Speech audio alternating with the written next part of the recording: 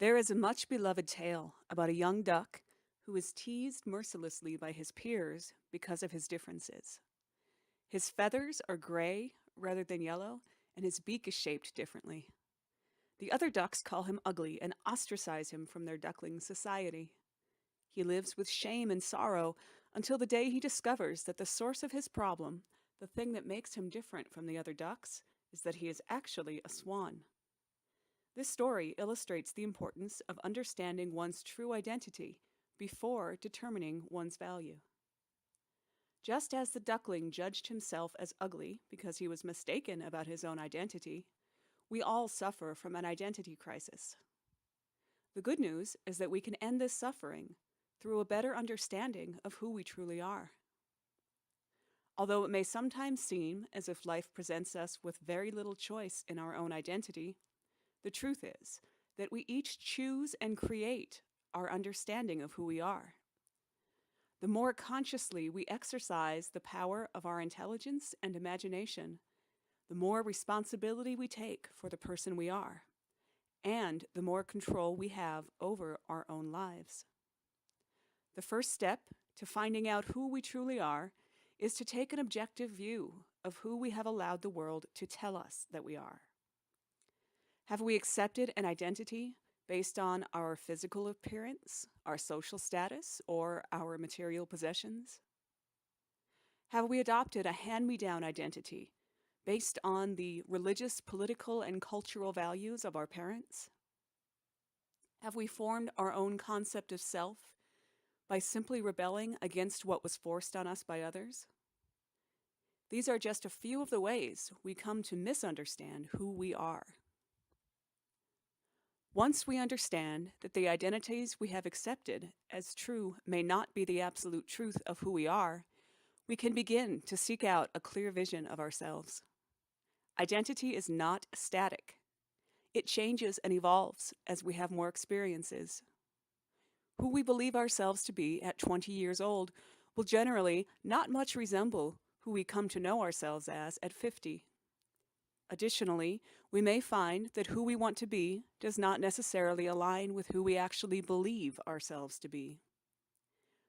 Many of us spend decades of our lives attempting to make others believe in the false veneer of an idealized identity with which we present ourselves to the world. Underneath that thin premise of false identity is what we believe ourselves to truly be, which is usually not so flattering as what we attempt to show others. In the isolation of our own minds, we believe ourselves to be broken, defective, shameful, and unworthy of love. As children, we adopt a negative self-image from many sources. And these negative beliefs about ourselves were true, it would only make sense to create a false sense of self with which to interact with the world.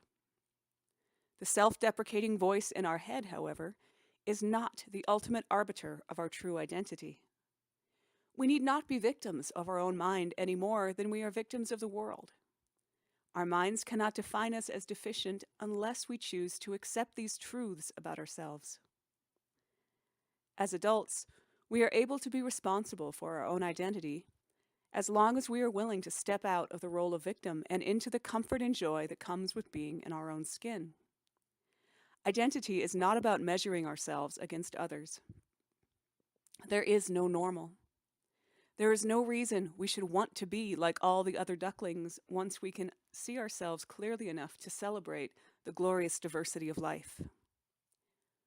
Will we sacrifice our true nature on the altar of conformity? Abandon ourselves for the chance to fit in with the crowd? Each of us, our hearts, our souls, contains a spark of the divine, the loving energy that is the substance of all creation. We are made of God, and God is made of us. In order to embrace the love of what we call God, we must embrace our true selves. To reject ourselves as we are is to reject the creation of the universe, and to reject the creation is to reject the Creator. When we deem ourselves unworthy and attempt to hide behind false identities and facades, we are actually rejecting God. We cut ourselves off from awareness of the source energy of the universe, and this causes us to suffer.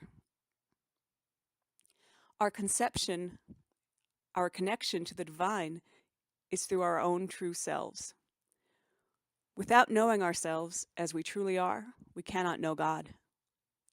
In that state of ignorance, we cannot know love. We can only know about it.